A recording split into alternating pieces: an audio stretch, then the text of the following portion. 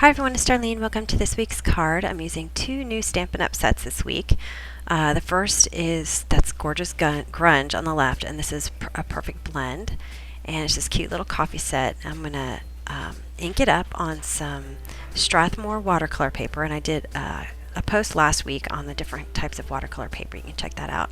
I'm using Ranger Archival ink to make sure that the ink is not going to bleed when I use some watercolor on it.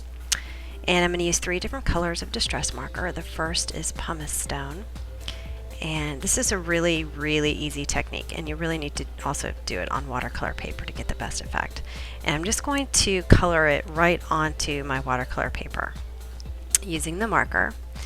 And I'm really following the lines here, just coloring over where those black sketch marks are. And then I'm going to take my aqua painter and go along the edge of the marker lines, and it blends right out into the paper. So it looks, you get a really smooth look by doing it this way. And that's it. And you don't want to do too much water, too much blending, because you still want to keep those dark areas. And then you also want to make sure you leave some areas white. For my actual cup, I'm going to use old paper, just another distress marker. I'm going to use the same technique here where I'm just coloring over those sketch marks. And then I'm going to take my aqua painter. Now if I get too much ink on my aqua painter, I can always, as you can see, wipe it off on the paper right there next to it to get some of the ink off. And then again down here at the bottom.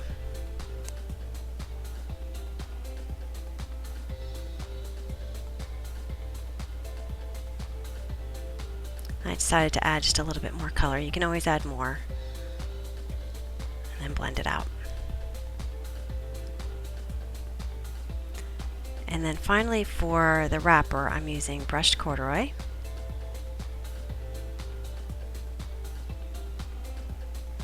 I decided to do one side at a time here. And this color comes on a little bit darker, so I'm just going to do it in steps here. So as my aqua painter gets full of ink, I'm going to wipe it off on the paper to start over. And notice for that last blend, I started in the white area instead of starting in the colored area. And that makes sure that it really gets lighter in the middle.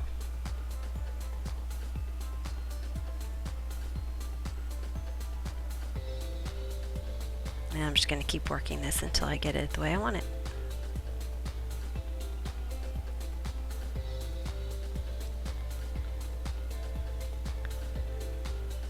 Alright, and then I'm going to cut this coffee cup out, and then I'm going to start working on my card. So I've got this gorgeous grunge set, and I've got a piece of folded Neenah cardstock, and I keep a piece of vellum inside the box with my stamps, and that way I don't have to ink up my Stamp-A-Majig sheet every time.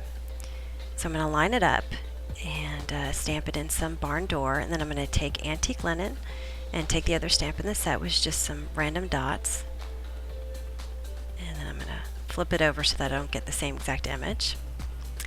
And then the lines, I wanted it to look just like the coffee cup. So I'm drawing two straight lines first. So one, there's a straight line, and then there's another straight line. It's not exactly straight, it's kind of crooked, like so that they don't go on top of each other, so that the second one sort of swirls around the first one. And then I just made pieces of a line going all the way down. So here's the first one, the second one, and then pieces all the way down. And that's it. And then I'm going to stamp the sentiment.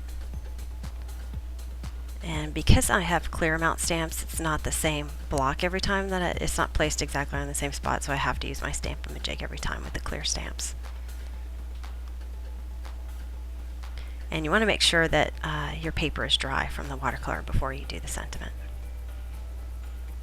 And then I took some Stampin' Up! Foam adhesive, dimensionals, and popped it up right there on the front. And that's it. Pretty easy card this week. I hope you enjoyed it, and I'll see you next week. Thanks for watching.